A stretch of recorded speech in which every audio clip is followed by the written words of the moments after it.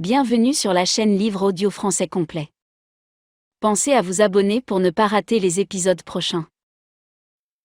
La petite sœur de Jérôme et deux de ses copines sont en train de jouer à la corde à sauter dans l'allée des Robinson quand Hodges arrive. Elles portent toutes des t-shirts à paillettes avec la photo d'un quelconque boys band imprimé dessus. Il traverse la pelouse, sa chemise d'osier à la main. Barbara court vers lui, le temps d'échanger un high-five et de lui taper dans le poing, puis se précipite récupérer le bout de la corde à sauter. Jérôme, en short et t-shirt du City College aux manches arrachées pour en faire un débardeur, boit un jus d'orange assis sur les marches du perron. Odell est à côté de lui. Jérôme dit à Hodges que ses parents sont partis faire les courses et qu'il est de corvée de babysitting jusqu'à leur retour. Pas qu'elle ait vraiment besoin d'une babysitter. Elle est bien plus débrouillarde que mes parents l'imaginent. Hodges s'assoit à côté de lui. « Ne prends pas ça pour acquis, crois-moi, Jérôme. » Ce qui veut dire ? Dis-moi plutôt ce que t'as découvert d'abord. Au lieu de répondre, Jérôme pointe le doigt sur la voiture de Hodges qu'il a garée le long du trottoir pour ne pas déranger les filles en train de jouer. Elle est de quelle année ? 2004. Rien d'exceptionnel niveau esthétique, mais elle se tient bien niveau consommation. Tu veux l'acheter ? Sans façon, merci. Vous l'avez fermée à clé ? Ouais. Même si c'est un quartier tranquille et qu'il l'a sous les yeux. D'habitude. Passez-moi vos clés. Hodges fouille dans ses poches et lui tend son trousseau. Jérôme examine la clé électronique et hoche la tête. Dispositif EPSC, dit-il. C'est apparu dans les années 90, plutôt en tant qu'accessoire. Puis, c'est devenu la norme au début des années 2000. Vous savez ce que veulent dire les initiales ? En tant qu'inspecteur responsable du dossier du City Center, et ayant fait passer un certain nombre d'interrogatoires à Olivia Trelawney, bien évidemment que Hodges sait. Dispositif d'entrée passive sans clé. C'est ça. Jérôme appuie sur l'un des deux boutons. Sur le trottoir, les phares de la Toyota de Hodges clignotent brièvement. Là, c'est ouvert. Il appuie sur l'autre bouton. Les phares clignotent à nouveau. Là, c'est fermé. Et vous avez la clé. Il la met dans la main de Hodges. Tout à fait sécurisé, n'est-ce pas ? Si l'on considère la raison pour laquelle on a cette discussion, peut-être pas. Je connais des gars de la fac qui ont un club informatique. Je vous dirai pas leur nom, alors inutile de demander. J'y comptais pas. C'est pas des criminels, mais ils connaissent toutes les arnaques. Hacking, clonage, newsjacking, tous ces trucs-là. Ils m'ont dit que les dispositifs EPSC sont ni plus ni moins des permis de voler. Quand vous appuyez sur le bouton pour verrouiller ou déverrouiller la voiture, la clé émet un signal radio basse fréquence, un code. Si on pouvait l'entendre, ça ressemblerait un peu au bip quand on appelle un numéro de fax. Vous me suivez ? Jusqu'ici, ouais. Dans l'allée, les filles chantent « Sally in the Alley » pendant que Barbara saute avec agilité par-dessus la corde, ses jambes noires potelées luisant au soleil, ses couettes rebondissant. Selon eux, il est très facile de capter ce code. Suffit d'avoir le bon gadget. Vous pouvez trafiquer une télécommande de porte de garage ou de télé, par exemple, sauf qu'avec ça, il faut être vraiment prêt. Disons, dans les 20 mètres. Mais vous pouvez aussi construire un truc plus puissant vous-même. Toutes les pièces sont disponibles chez votre gentil petit magasin d'électronique le plus proche. Prix total, $100. Portée d'une centaine de mètres. Vous attendez que le conducteur sorte de la voiture. Quand il ou elle appuie sur le bouton pour verrouiller la voiture, vous appuyez sur le vôtre en même temps. Votre télécommande capte le signal et l'enregistre. Il ou elle s'éloigne, et une fois le conducteur parti, vous réappuyez. La voiture s'ouvre et elle est à vous. Hodges regarde ses clés, puis Jérôme. Ça marche vraiment ? Eh ouais. Mes amis me disent que c'est un peu plus compliqué aujourd'hui. Les constructeurs ont modifié le système pour que le signal change à chaque fois que l'on appuie sur le bouton. Mais pas impossible. N'importe quel système créé par l'homme peut être piraté par l'homme. Vous me suivez toujours ? Hodges l'entend à peine. Alors pour ce qui est de le suivre, il pense à Mr. Mercedes avant qu'il ne devienne Mr. Mercedes. Il pourrait avoir acheté l'un des gadgets dont Jérôme vient de lui parler, mais il pourrait tout aussi bien l'avoir fabriqué lui-même. Et la Mercedes de Mrs. Trelawney était-elle la première voiture pour laquelle il s'en était servi ? Sûrement pas. « Il faut que je vérifie les cambriolages de voitures en centre-ville », se dit-il. Depuis, disons 2007, jusqu'au début du printemps 2009. Il a une amie dans ses contacts, Marlo Everett, qui lui doit une faveur. Hodges est certain que Marlo acceptera de faire une petite vérif pour lui, sans trop poser de questions. Et si elle tombe sur un certain nombre de rapports que l'enquêteur principal a conclus par la formule, il est probable que le plaignant ait oublié de fermer son véhicule, alors il saura. Au fond de lui, il sait déjà. « Monsieur Hodges ?» Jérôme le regarde un peu soucieusement. « Oui, Jérôme. Quand vous travailliez sur l'affaire, vous n'avez jamais parlé de ce dispositif avec la brigade anticriminalité? Je veux dire, ils doivent forcément être au courant. C'est pas nouveau. Mes amis disent que ça a même un nom. Le vol à la volée. On a parlé au chef mécanicien de la concession Mercedes, qui nous a dit qu'une clé avait été utilisée, répond Hodges. Même à ses propres oreilles, sa réponse semble faible et sur la défensive. Pire, incompétente. Ce que le chef mécanicien avait fait, ce que tout le monde avait fait, c'était présumer qu'une clé avait été utilisée. Une clé qu'une écervelée que personne n'aimait avait laissée sur le contact. Jérôme affiche un sourire cynique étrange qui jure sur son jeune visage. Il y a des trucs dont les concessionnaires automobiles ne parlent pas, monsieur Hodges. C'est pas vraiment qu'ils mentent. Ils effacent juste certains détails de leur esprit. Par exemple, comment un airbag peut vous sauver la vie, mais aussi vous enfoncer vos lunettes dans les yeux et vous rendre aveugle? Comment certains 4x4 se retournent plus facilement que d'autres? Ou combien il est facile de capter et d'enregistrer les signaux des dispositifs EPSC? Mais les gars spécialisés dans la criminalité automobile doivent être au courant, non? Je veux dire, ils sont forcément au courant. La vérité crasse, c'est que Hodges ne sait pas. Il devrait savoir, mais il ne sait pas. Pete et lui étaient quasi constamment sur le terrain, de service du matin au soir, à dormir peut-être 5 heures par nuit. La paperasse s'amoncelait. S'il y a eu un mémo sur la criminalité automobile, il doit être perdu quelque part dans les caisses de dossiers. Il n'osera pas demander à son ancien coéquipier. Mais il s'avise qu'il va peut-être devoir tout raconter à Pete très vite. S'il ne trouve pas tout seul, cela va sans dire. En attendant, c'est à Jérôme qu'il doit tout dire, parce que le type avec qui Hodges est en train de fricoter est fou. Barbara accourt, transpirante et essoufflée. « Jay, on peut regarder les dessins animés à la télé avec Hilda et Tonya ?»« Ouais, vas-y, » répond Jérôme. Elle se jette à son cou et colle sa joue à la sienne. « Tu nous feras des pancakes, mon frère chéri ?»« Non. » Elle desserre son étreinte et s'écarte de lui. « T'es méchant. Et feignant aussi. »« Pourquoi tu vas pas chez Zounéis t'acheter des égos ?»« Bah, j'ai pas de sous. » Jérôme plonge la main dans sa poche et en sort un billet de $5, ce qui lui vaut un autre câlin. « Je suis toujours méchant ?»« Non, t'es gentil. T'es le meilleur frère du monde. »« Tu pars pas sans tes copines, » dit Jérôme. « Et emmener Odell, » ajoute Hodges. Barbara glousse. « On emmène toujours Odell. » Hodges regarde les filles dans leurs t-shirts assortis s'éloigner en sautillant dans la rue, parlant à toute allure et se refilant la laisse d'Odell, avec un sentiment de profonde inquiétude. Il peut difficilement imposer un couvre-feu aux Robinson, mais ces 3 fillettes ont l'air si petites.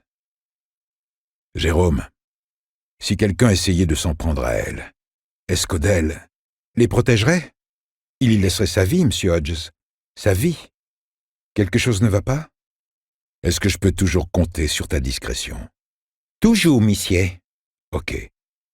Alors je vais devoir t'en raconter beaucoup plus. Mais en retour, je veux qu'à partir de maintenant, tu me promettes de m'appeler Bill. Jérôme réfléchit. Je vais mettre du temps à m'y habituer, mais c'est d'accord. Hodges lui raconte presque tout. Il omet de préciser où il a passé la nuit, se référant de temps en temps à ses notes. À l'instant où il termine son récit, Barbara et ses copines reviennent du Gomart avec une boîte d'égos qu'elles se renvoient comme une balle en rigolant. Elles rentrent déguster leurs friandises du matin devant la télé. Hodges et Jérôme restent assis sur l'escalier du porche à discuter de fantômes. Edgemont Avenue ressemble à une zone de combat, mais au moins, au sud de Lowebrier, c'est une zone de combat principalement blanche, peuplée de descendants des vallées profondes du Kentucky et du Tennessee qui ont migré ici après la Seconde Guerre mondiale pour bosser dans les usines. Maintenant, les usines ont fermé, et la grande majorité de la population est constituée de camés qui sont passés à l'héroïne Black Tar quand l'oxy est devenu trop cher. Edgemont est bordé de bars, de boutiques de prêteurs sur gage et d'encaissement de chèques, tous fermés à double tour en ce samedi matin. Les deux seuls magasins ouverts sont l'épicerie Zunays et le lieu de rendez-vous de Brady, la boulangerie Batools. Brady se gare juste devant, pour pouvoir surveiller sa coccinelle cyberpatrouille et quiconque essaierait de la braquer, et trimballe son matériel à l'intérieur, au milieu des bonnes odeurs. Le métèque derrière le comptoir est en train de se prendre la tête avec un client brandissant une carte Visa en lui montrant l'écriteau « Espèce seulement jusqu'à réparation ordinateur ». L'écran d'ordinateur du paquis est bloqué. Tout en jetant un coup d'œil à sa coccinelle toutes les 30 secondes, Brady pianote le boogie-woogie de l'écran bloqué, qui consiste à appuyer sur les touches Alt, Contrôle et Supr en même temps. Le gestionnaire de tâches apparaît et Brady voit immédiatement qu'Explorer ne répond pas. « Pas bon ?» s'inquiète le Pakistanais. « S'il vous plaît, pas dire moi pas bon. » D'habitude, Brady en rajouterait et s'éterniserait. Non pas parce que les types comme Batoul lâchent du pourboire, ils n'en lâchent pas, mais pour le voir suer à grosses gouttes son huile Crisco. Mais pas aujourd'hui. C'était juste son excuse pour se tirer du magasin et aller au centre commercial, et il veut en finir le plus vite possible. « Non, je m'en occupe, monsieur Batoul, » dit-il. Il sélectionne « Terminé » et redémarre le PC du Pacos. L'instant d'après, la caisse enregistreuse fonctionne à nouveau, et les 4 icônes des différents types de cartes de crédit réapparaissent. « Toi, génie !» s'exclame Batoul. Pendant une horrible seconde, Brady craint que le fils de pute parfumé ne se jette à son cou.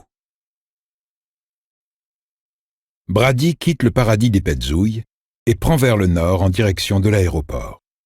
Il y a un Home Depot au centre commercial de Birch Hill où il pourrait sans aucun doute trouver tout ce dont il a besoin, mais il décide d'aller plutôt au complexe Skyway Shopping. Ce qu'il s'apprête à faire est risqué, irréfléchi et inutile. Il ne va pas risquer d'aggraver son cas en allant le faire dans le voisinage de Discount Electronics. On chie pas dans son propre nid. Brady va faire ses petites affaires au Garden World du Skyway et comprend tout de suite qu'il a fait le bon choix. Le magasin est immense et bondé en ce samedi après-midi de fin de printemps. Au rayon pesticides, Brady ajoute 2 boîtes de Gopher Go à son caddie, déjà rempli d'articles camouflage, de l'engrais, du paillis, des graines et une petite griffe de jardin. Il sait que c'est de la folie de venir en personne acheter du poison alors qu'il en a déjà commandé sur Internet et qu'il devrait recevoir sa commande d'ici quelques jours dans sa 2e boîte aux lettres, mais il ne peut pas attendre. Absolument pas attendre. Il ne pourra probablement pas empoisonner le chien des nègres avant lundi, peut-être même mardi ou mercredi, mais il a besoin de faire quelque chose. Il a besoin de sentir qu'il, comment disait Shakespeare déjà, s'armer contre une mer de douleur. Il est en train de faire la queue à la caisse en se disant que si la caissière, une autre Pacos, la ville en est infestée, lui fait la moindre remarque à propos du Gopher Go, même le truc le plus inoffensif, genre « ce truc est hyper efficace », il laissera tomber. Trop de chances qu'il se fasse repérer et identifier. Ah oui, le jeune homme nerveux qui achetait une griffe de jardin et du poison contre les rats à poche. Il pense, peut-être que j'aurais dû mettre des lunettes de soleil. C'est pas comme si je risquais de me faire remarquer. La moitié des hommes en portent ici. Trop tard. Il a laissé ses Ray-Ban à Birch Hill dans sa Subaru. Tout ce qu'il lui reste à faire, c'est attendre son tour et s'intimer de ne pas transpirer. Ce qui revient au même que de demander à quelqu'un de ne pas penser à un ours polaire vert.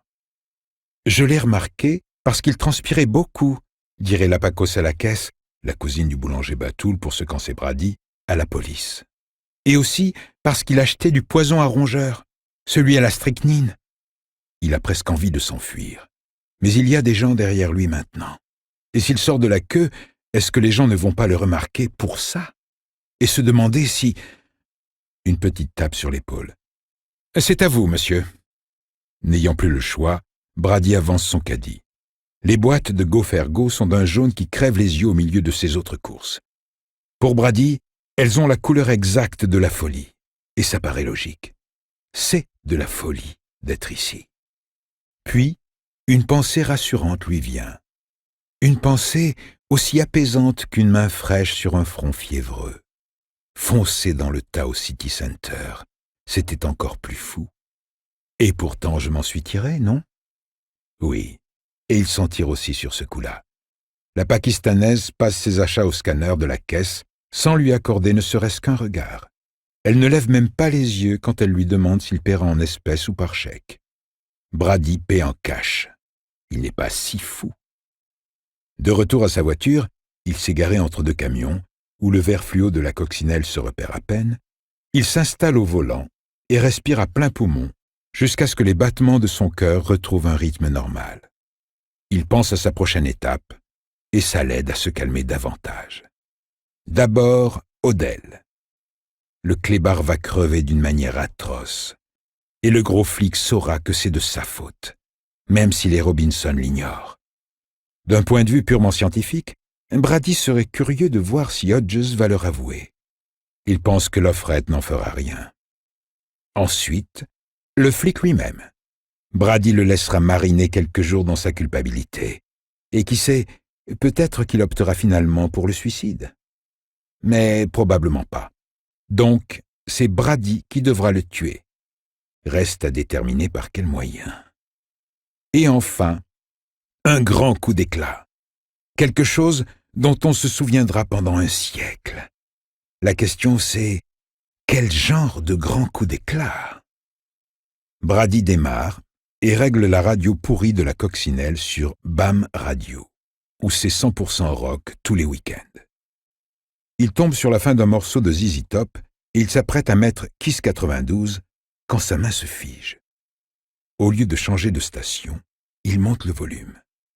C'est le destin qui lui parle. Le DJ annonce à Brady que le boys band le plus sexy du pays viendra en ville pour une date seulement. C'est bien ça. Round Deer sera en concert au MAC jeudi prochain. Bientôt complet les enfants, mais une douzaine de places sont à gagner sur BAM Radio et les gentils gars du studio commenceront à les distribuer par lot de 2 à compter de lundi. Alors tendez l'oreille pour appeler dès que vous entendrez. Brady éteint la radio. Il a le regard distant, brumeux, songeur. Ce qu'on appelle le MAC dans cette ville, c'est le Midwest Art and Culture Center. Il occupe tout un pâté de maisons et a une salle de concert gigantesque. Il pense, quelle façon de partir! Oh bon Dieu, quelle façon ce serait de partir!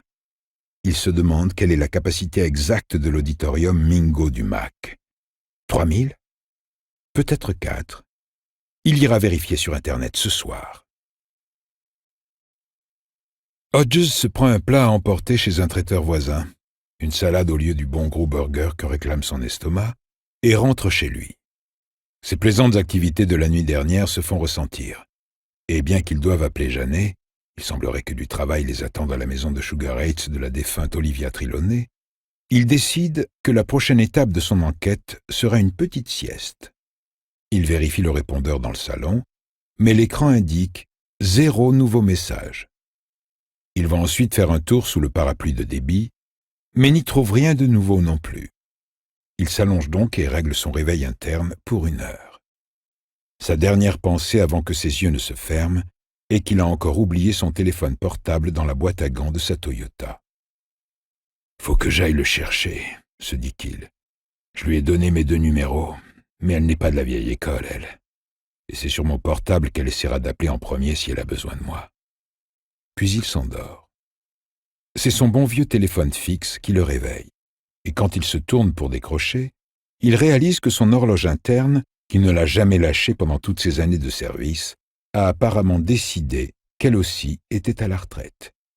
Il a dormi pendant presque 3 heures. « Allô? Tu vérifies jamais tes messages, Bill? » Jamais. Il lui traverse l'esprit de lui dire que la batterie de son portable est morte, mais commencer une relation sur un mensonge ne promet rien de bon, même une relation qui se construit au jour le jour. Et c'est pas le plus important. Elle a la voix fatiguée et enrouée, comme si elle venait de crier ou de pleurer. Il s'assoit. « Qu'est-ce qui ne va pas ?»« Ma mère a fait un AVC ce matin. Je suis à l'hôpital de Warsaw County. C'est le plus proche de Beau-Soleil. » Il sort ses jambes du lit. « Mince, Jeannet, comment elle va ?»« Pas bien du tout. J'ai prévenu ma tante Charlotte à Cincinnati et mon oncle Henry à Tampa. Ils arrivent. Tante Charlotte va forcément traîner ma cousine Holly avec elle. » Elle rit, mais il n'y a pas une once d'humour dans son rire. « Bien sûr qu'ils arrivent. C'est l'odeur de l'argent qui les attire. »« Est-ce que tu veux que je vienne, moi ?»« Bien sûr. Mais qu'est-ce que je vais leur dire ? Je vais quand même pas te présenter comme le type que j'ai mis dans mon lit presque aussitôt après l'avoir rencontré. Et si je leur dis que je t'ai engagé pour enquêter sur la mort de Holly, il y a de fortes chances que ça figure sur le compte Facebook d'un des gosses de Henry d'ici ce soir. En matière de commérage, oncle Henry est pire que tante Charlotte. Mais ni l'un ni l'autre ne sont des modèles de discrétion. Au moins, Holly est juste bizarre. » Elle prend une profonde inspiration tremblotante. « Seigneur, j'aurais bien besoin d'un visage amical, là. J'ai pas vu Charlotte et Henry depuis des années. Ils sont même pas venus à l'enterrement de Holly, et ils se sont bien gardés de prendre de mes nouvelles par la suite. » Hodges étudie la question et dit « Je suis un ami, c'est tout. Je travaillais à Sugar Heights pour le service de sécurité Vigilant Guard. On s'est rencontrés quand t'es venu trier les affaires de ta sœur et t'occuper du testament avec l'avocat. Un ami, voilà. Ok, ça peut marcher. Ça marchera. Quand il s'agit d'inventer des histoires, personne ne le fait avec plus de sérieux qu'un flic. J'arrive. Mais tu n'as pas des obligations en ville ? Continuer ton enquête ? Rien qui ne puisse attendre. Je suis là dans 1 heure. Peut-être moins, vu qu'on est samedi. Merci, Bill. De tout mon cœur. Si je suis pas dans le hall d'entrée, je te trouverai. Je suis un bon détective. Il enfile ses chaussures. Je pense que tu ferais mieux de prendre des affaires de rechange, si tu viens. J'ai réservé 3 chambres au Holiday Inn près de l'hôpital. J'en prendrai une pour toi aussi. Les avantages d'avoir de l'argent, sans parler d'une Amex Platinum. Jeannet, je peux rentrer, tu sais, c'est pas loin. Je sais, mais elle risque de mourir. Et si ça arrive aujourd'hui ou demain, je vais vraiment avoir besoin d'un ami pour les... Tu sais, pour les... Les larmes lui viennent et l'empêchent de terminer. Mais Hodges n'a pas besoin qu'elle termine, car il sait ce qu'elle veut dire. Pour les dispositions. 10 minutes plus tard, il prend la route vers l'est, vers Beau-Soleil et l'hôpital de Warsaw County. Il s'attend à trouver Jeannet dans la salle d'attente des soins intensifs, mais elle est dehors, assise sur le pare-choc d'une ambulance. Quand il se range à côté d'elle, elle monte dans sa Toyota et un seul coup d'œil à ses traits tirés et ses yeux creusés suffit à lui dire tout ce qu'il a besoin de savoir. Elle se contient jusqu'à ce qu'il se gare dans le parking visiteur, puis craque. Hodges la prend dans ses bras. Elle lui dit qu'Elizabeth Wharton est passée dans l'autre monde à 15h15, heure du centre. À peu près au moment où je mettais mes chaussures, se dit Hodges. Et il la serre plus fort. La saison de la petite ligue bat son plein, et Brady passe son samedi après-midi au stade McGuinness, où toute une série de matchs se joue sur 3 terrains différents. L'après-midi est chaude, et les affaires marchent bien. Une tripotée de midinettes prépubères sont venues voir jouer leur petit frère, et pendant qu'elles attendent leur glace, la seule chose dont elles semblent parler, ou du moins la seule chose dont Brady les entend parler, c'est le concert des Round Deer au Mac. On dirait qu'elles y vont toutes. Brady a décidé qu'il ira lui aussi. Il faut juste qu'il trouve le moyen de rentrer avec son gilet spécial, celui doublé de billes de roulement et de blocs d'explosifs. Ma dernière révérence, pense-t-il. Un gros titre pour les années à venir. Cette pensée lui remonte le moral, tout comme d'avoir vendu toute sa cargaison de sucreries. À 16 heures, même le stock de Tutti Frutti est parti. De retour à l'usine, il donne les clés à Shirley Horton, qui ne quitte jamais la boîte, on dirait, et lui demande s'il peut échanger ses horaires avec Rudy Stanhope, qui est du dimanche après-midi. Avec les 3 camions des crèmes glacées Lubs tournant sur les 5 grands stades de la ville, dont McGuinness, les dimanches, pour peu que le temps soit de saison, ne sont pas de tout repos. Il accompagne sa requête du sourire attendrissant de petit garçon auquel Shirley ne résiste jamais. « En gros, dit Shirley, Tu veux 2 après-midi de congé de suite? T'as tout compris. Il lui explique que sa mère veut aller rendre visite à son frère, ce qui veut dire au moins une nuit, voire 2, passées là-bas. Bien sûr, il n'y a pas de frère, et en matière de virée, la seule qui semble intéresser sa mère ces derniers temps, c'est celle avec le tour opérateur qui l'emmène de son canapé au minibar, puis à son canapé à nouveau. Je suis sûr que Rudy sera d'accord. Tu veux pas l'appeler toi-même? Si c'est toi qui demandes, c'est forcément dans la poche. La connasse se met à glousser, ce qui fait entrer en mouvement des tonnes de chair de manière assez inquiétante. Elle passe l'appel pendant que Brady se change. Rudy est ravi de lui laisser son dimanche et de prendre son mardi. Ça laisse 2 après-midi à Brady pour surveiller le Gomard Zunays, ce qui devrait suffire. Et si la fille et le kleps ne se pointent pas, il se fera porter pas le mercredi s'il le faut. Mais il ne pense pas que ça traînera autant. Après avoir quitté Loeb's, Brady passe faire 3 petites courses chez Kroger. Il prend quelques produits de base dont ils ont besoin à la maison, genre œufs, lait, beurre et chocopuff. Puis passe au rayon boucherie, où il commande 500 grammes de viande hachée, 90% de viande rouge, 10% de gras. Rien que le meilleur pour le dernier repas d'Odell. À la maison, il ouvre le garage et décharge ses achats de la jardinerie en prenant bien soin de ranger les boîtes de Gopher Go sur une étagère du haut. Sa mère vient rarement ici, mais à quoi bon prendre des risques? Il y a un mini-frigo sous l'établi. Brady l'a acheté $7 à un vide-grenier, une bouchée de pain. C'est là qu'il met ses bouteilles de soda. Il planque le paquet de viande hachée derrière le Coca et le Mountain Dew, puis rapporte le reste des courses à l'intérieur. Ce qu'il trouve dans la cuisine est du pur bonheur. Sa mère, en train de saupoudrer de paprika une salade de thon qui, surprise, a vraiment l'air bonne. Elle surprend son regard et rigole. « Je voulais me rattraper pour les lasagnes.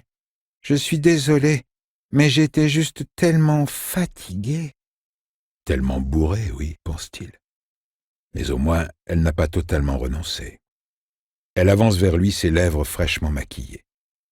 « Fais un bisou à maman, mon lapin. » Mon lapin passe ses bras autour d'elle et lui donne un long baiser. Son rouge à lèvres a un goût sucré. Puis elle lui donne une joyeuse tape sur les fesses et lui ordonne de descendre jouer avec ses ordinateurs en attendant que le dîner soit prêt. Brady laisse un bref message aux flics. « Je vais te niquer, papy !» Puis joue à Resident Evil jusqu'à ce que sa mère l'appelle. La salade de thon est délicieuse et il se resserre 2 fois. C'est que maman sait cuisiner quand elle veut. Alors il ne dit rien lorsqu'elle se sert le premier verre de la soirée. Un plus grand que d'habitude pour compenser les 2 ou 3 plus petits qu'elle s'est refusés aujourd'hui. Et à 21h, la voilà qui ronfle à nouveau sur le canapé. Brady en profite pour aller sur Internet se renseigner sur le prochain concert des Round Here. Il regarde une vidéo YouTube dans laquelle un groupe de glousseuses palabre sur lequel des 5 garçons est le plus beau. Elles finissent par tomber d'accord sur Cam, celui qui chante « Look me in my eyes », de la grosse daube que Brady se rappelle vaguement avoir entendu à la radio l'an dernier. Il imagine ces visages rieurs déchiquetés par les billes d'acier, et ces jeans Guess absolument identiques en lambeaux fumants. Plus tard, après avoir mis sa mère au lit et s'être assuré qu'elle est complètement léthargique, il va chercher la viande, la met dans un saladier et la mélange avec 2 tasses de Gopher Go. Si c'est pas suffisant pour tuer Odell, il écrasera le putain de clébard avec le camion à glace. Cette pensée le fait ricaner. Il enferme la viande empoisonnée dans un sac en plastique et la remet dans le mini-frigo en faisant une fois de plus bien attention à la cacher derrière les bouteilles de soda.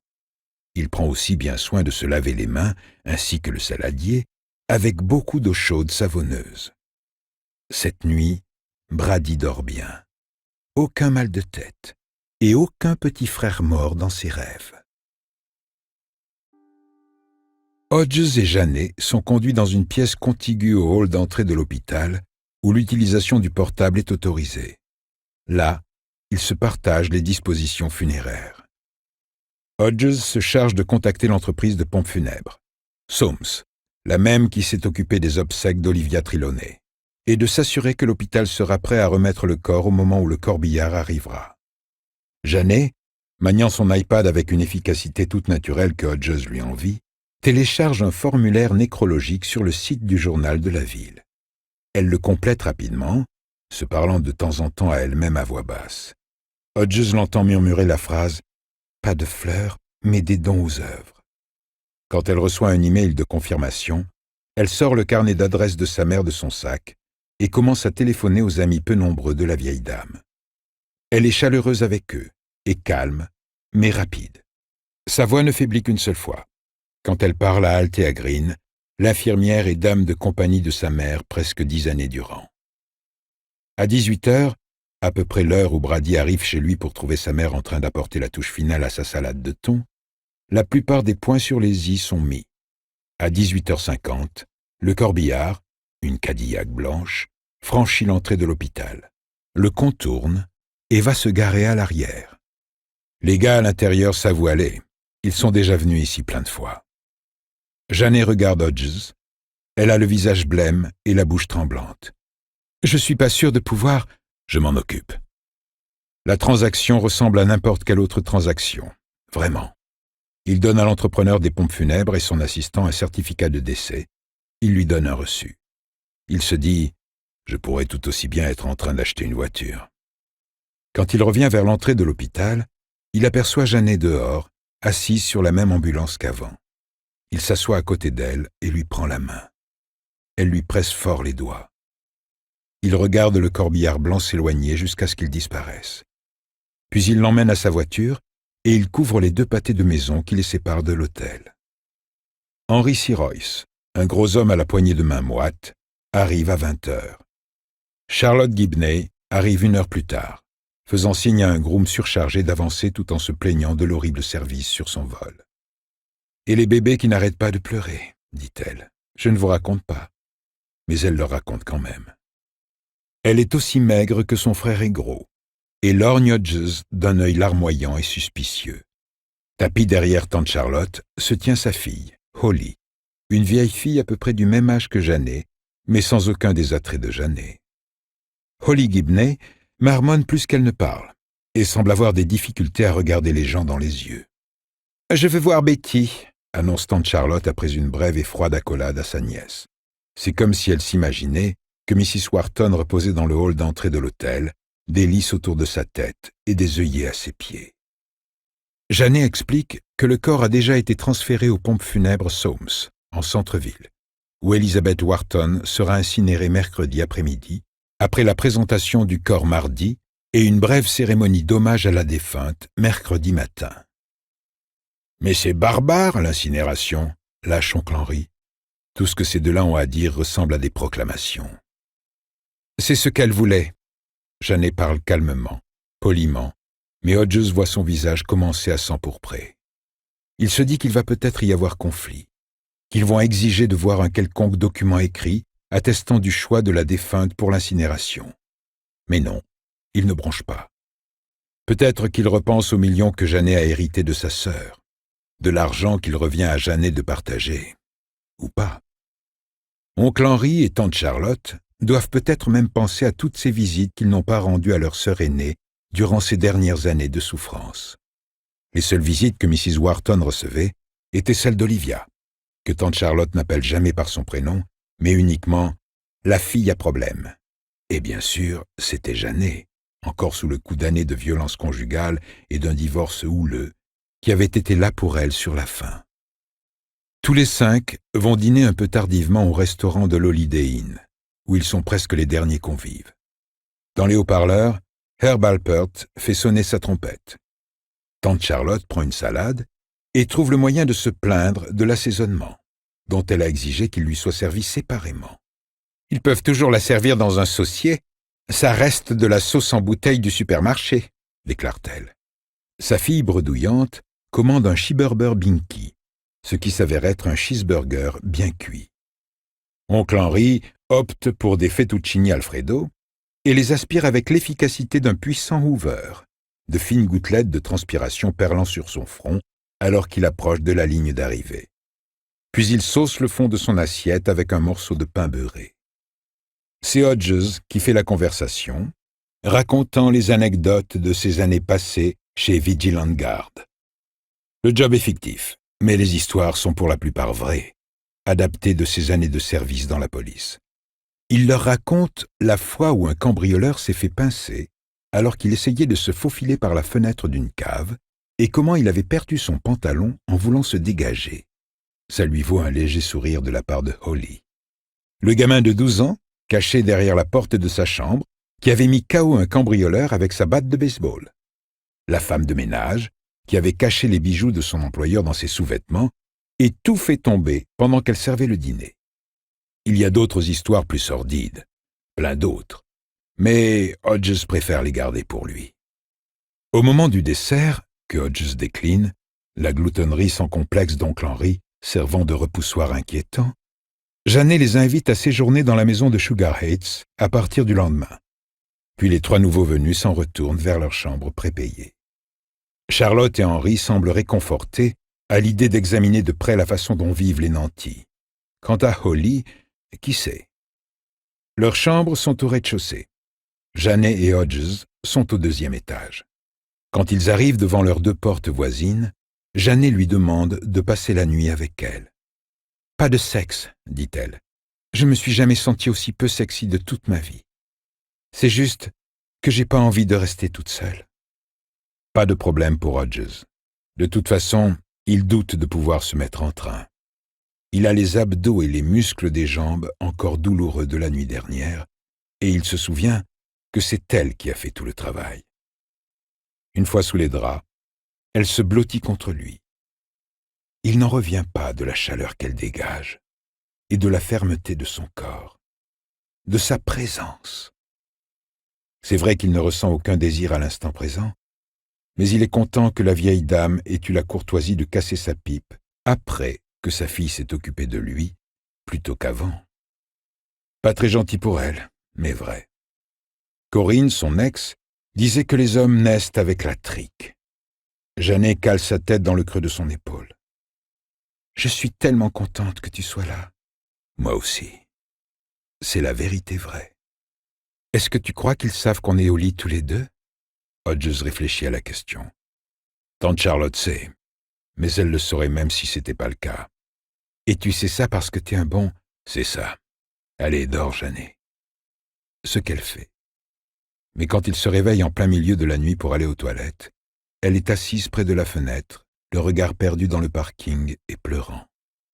Il pose une main sur son épaule. Elle lève la tête. « Je t'ai réveillé.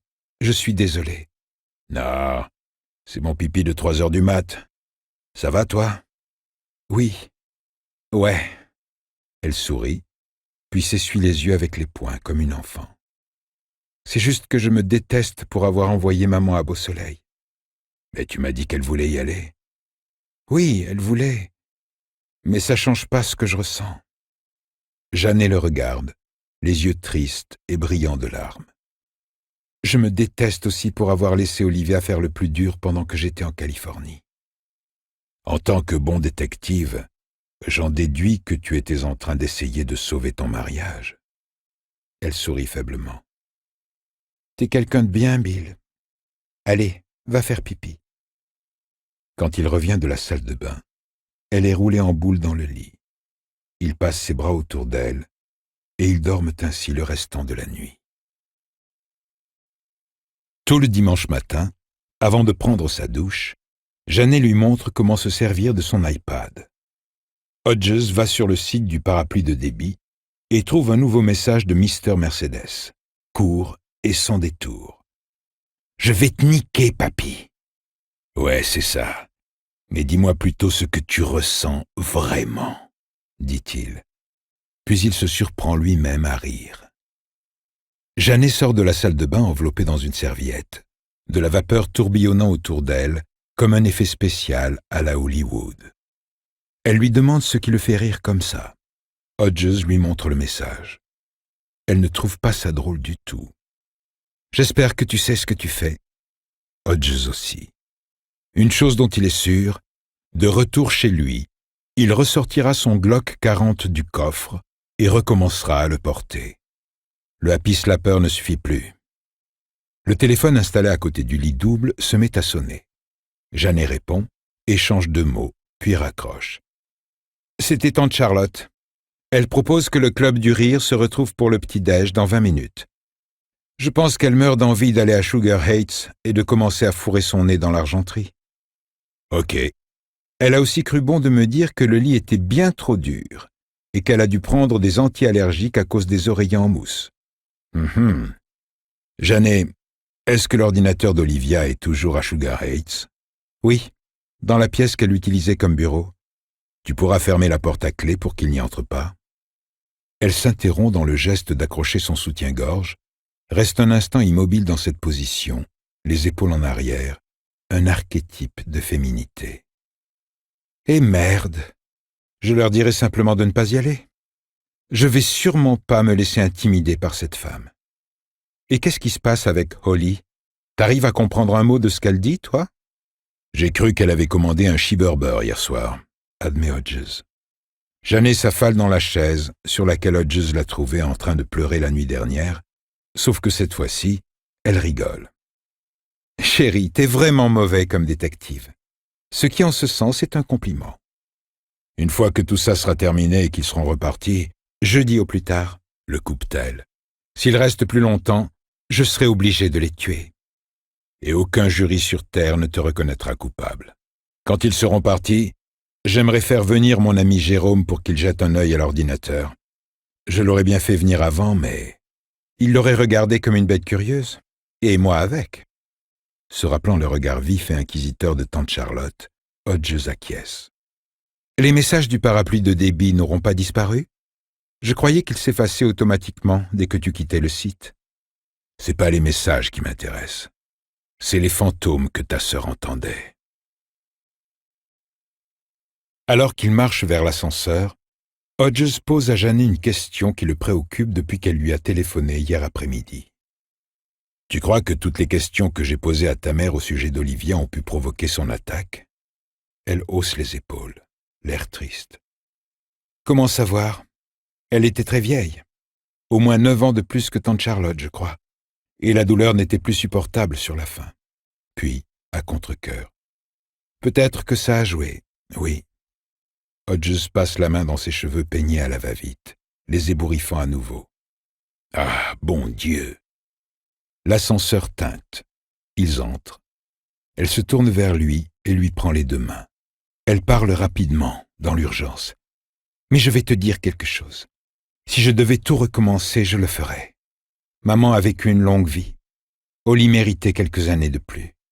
Elle n'était pas terriblement heureuse, mais ça allait quand même jusqu'à ce que ce salaud s'en prenne à elle. Cet oiseau de malheur. Lui voler sa voiture pour tuer 8 personnes et en blesser je ne sais combien d'autres ne lui suffisait pas, hein? Ah ça non. Il fallait en plus qu'il lui vole son esprit. Alors on continue. Un peu qu'on continue. Ses mains resserrent leur étreinte. C'est notre tour, Bill. Tu comprends? Notre tour. Il n'aurait abandonné en aucun cas. Il a la situation en main. Mais la véhémence de Janet fait du bien à entendre. Les portes de l'ascenseur s'ouvrent. Holly, tante Charlotte et oncle Henry attendent dans le hall. Tante Charlotte les observe de ses yeux de corbeau inquisiteur, sûrement à la recherche de ce que l'ancien coéquipier de Hodges appelait l'air de ceux qui viennent de s'envoyer en l'air. Elle leur demande qu'est-ce qui a bien pu leur prendre aussi longtemps. Puis, sans attendre de réponse, leur dit que le buffet du petit déjeuner a l'air très léger. S'ils espéraient manger une omelette, c'est raté. Hodges se dit que les prochains jours vont être très longs à supporter pour Janet Patterson. Comme hier, c'est un beau dimanche ensoleillé et doux. Et comme hier, à 16 heures, Brady a vendu l'intégralité de sa marchandise.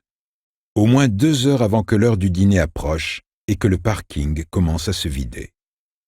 Il se dit qu'il pourrait appeler chez lui pour savoir ce que maman aimerait manger, puis décide finalement de prendre à emporter chez Long John Silvers et de lui faire la surprise. Elle adore les miettes de homard langostino. Mais il se trouve que la surprise est pour Brady. Il entre chez lui par la porte du garage et son bonjour « Salut maman, je suis là !» meurt sur ses lèvres. Cette fois, elle a pensé à éteindre le gaz. mais l'odeur de la viande qu'elle a fait brûler pour le déjeuner flotte encore dans l'air. Et du salon lui parviennent un martèlement étouffé et un étrange cri entrecoupé de gargouillis. Il y a une poêle à frire sur l'un des feux de la gazinière. Il y jette un coup d'œil et voit des débris de viande hachée noircie émerger comme de petites îles volcaniques d'une couche de graisse solidifiée. Sur le comptoir, il y a une bouteille de Stoli à moitié vide et un pot de mayonnaise. Le seul truc qu'elle met dans ses hamburgers pour les assaisonner. Les sacs en papier huileux tombent de ses mains.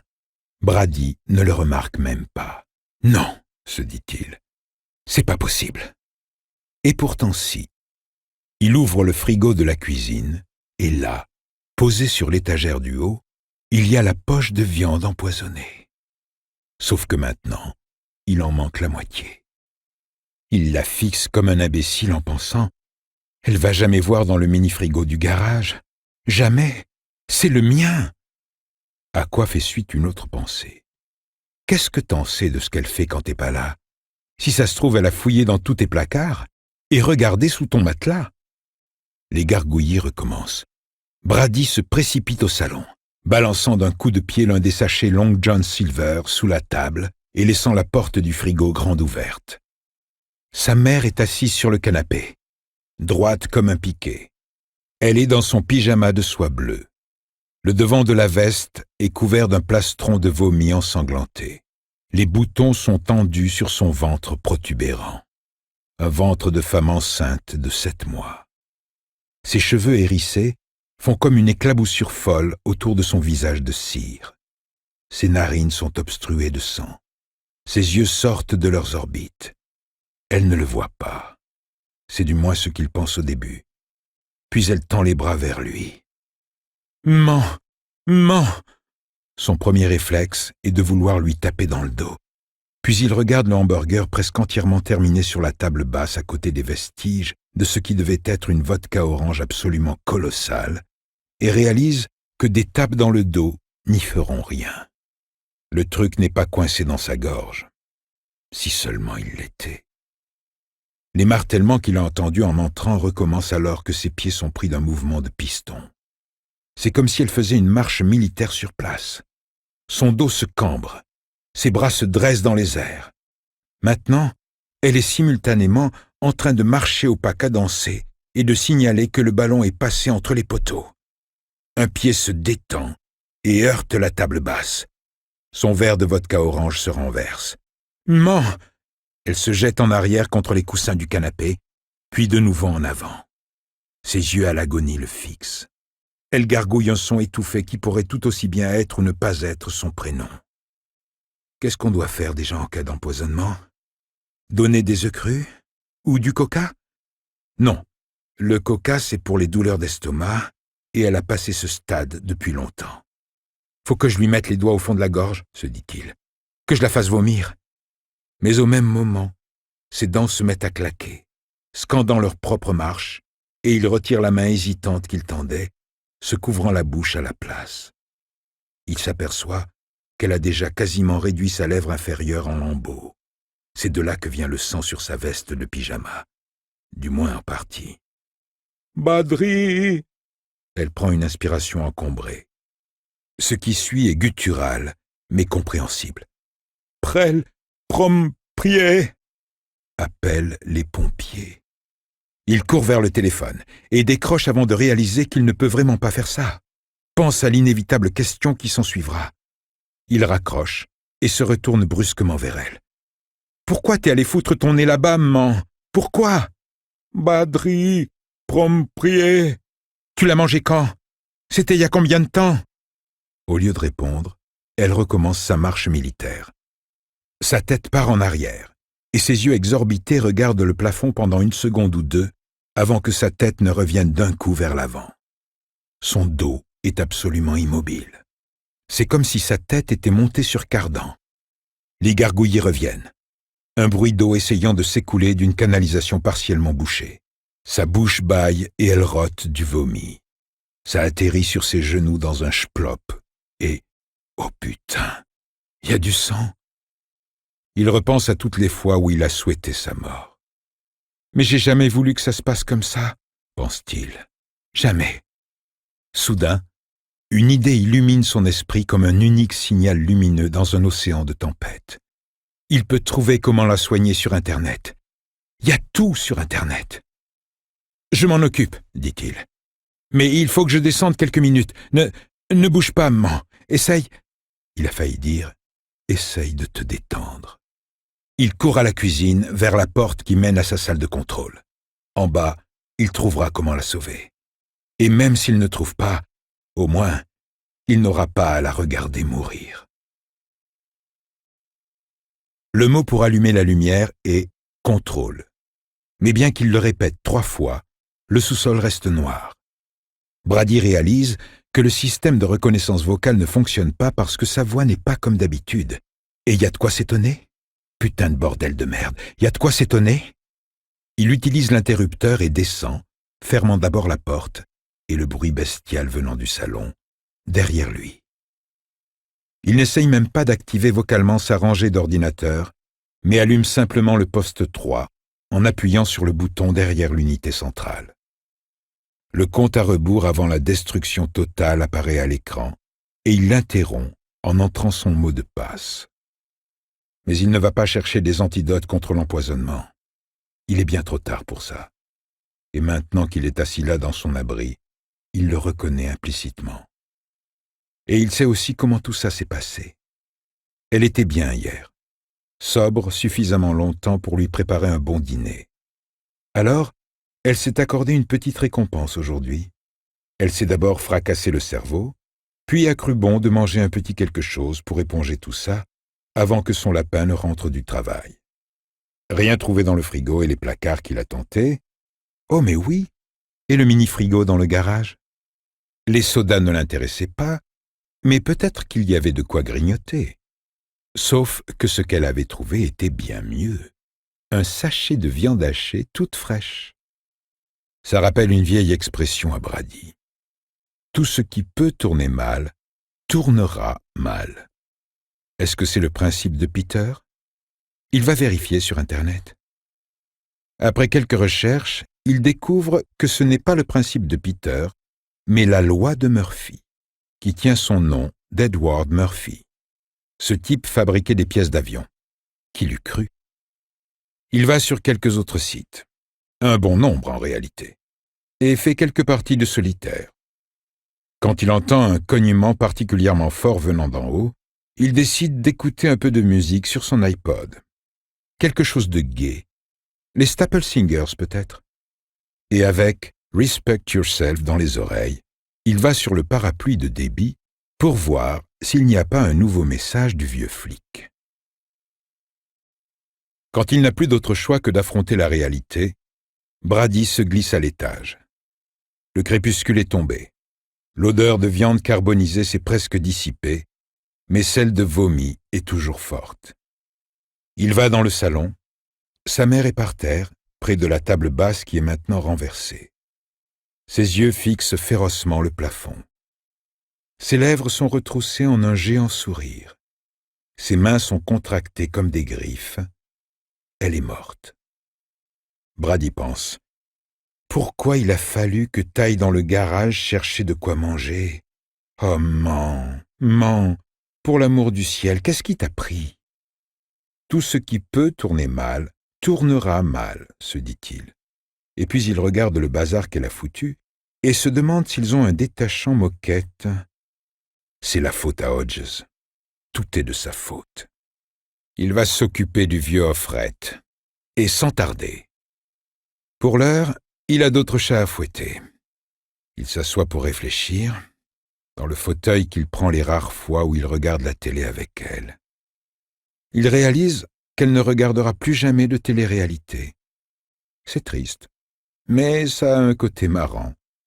Il imagine Jeff Probst envoyer des fleurs avec une carte de condoléances, de la part de tous vos amis de Survivor, et ne peut s'empêcher de glousser.